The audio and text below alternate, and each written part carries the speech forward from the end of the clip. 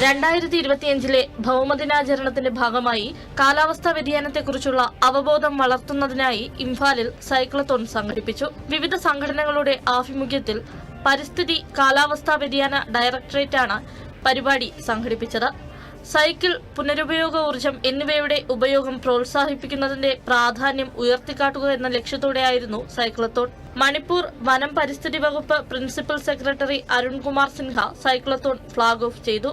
കേരളത്തിലെ കാൽപന്തുകളിയിലെ രാജകുമാരൻ IM വിജയൻ ഉൾപ്പെടെയുള്ള മുൻകാല ഫുട്ബോൾ ഹീറോസ് വീണ്ടും മത്സരത്തിനിറങ്ങുന്നു. തിരുവനന്തപുരം പ്രസ് ക്ലബ്ബ് സംഘടിപ്പിക്കുന്ന മീഡിയ ഫുട്ബോൾ ലീഗിനോടനുബന്ധിച്ചാണ് മുൻ ഇന്ത്യൻ താരങ്ങളും സന്തോഷ് ട്രോഫി താരങ്ങളും ഉൾപ്പെടെയുള്ള ടീമുകൾ ചന്ദ്രശേഖരൻ നായർ സ്റ്റേഡിയത്തിൽ പോരാട്ടത്തിനിറങ്ങുന്നത്. വൈകുന്നേരം 4:30 പത്മശ്രീ ജേതാവ് IM വിജയന് തലസ്ഥാനത്തിന്റെ ആദരം അർപ്പിക്കും.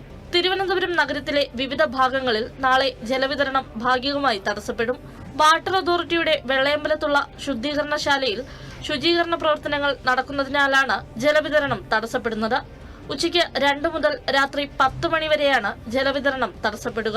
കുരിയാത്തി സെക്ഷൻ പരിധിയിൽ വരുന്ന വാർഡുകളിലും പാറ്റൂർ സെക്ഷൻ പരിധിയിൽ വരുന്ന പ്രദേശങ്ങളിലും ശുദ്ധജല വിതരണം ഭാഗികമായി തടസ്സപ്പെടും.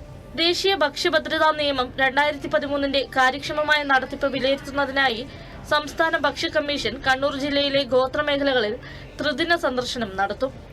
കമ്മീഷൻ ചെയർപേഴ്സൺ ഡോക്ടർ ജിനു സക്രിയ ഉമ്മന്റെ നേതൃത്വത്തിലുള്ള ഉദ്യോഗസ്ഥ സംഘമാണ് സന്ദർശനം നടത്തുക. ആദ്യ ദിവസമായ നാളെ സംഘം ആറളം ഫാം സന്ദർശിക്കും.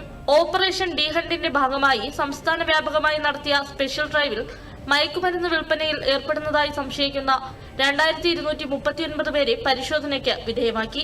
നിരോധിത മയക്കുമരുന്ന് കൈവശം വെച്ചതിന് 118 കേസുകൾ രജിസ്റ്റർ ചെയ്തു. 126 പേരാണ് അറസ്റ്റിലായത്.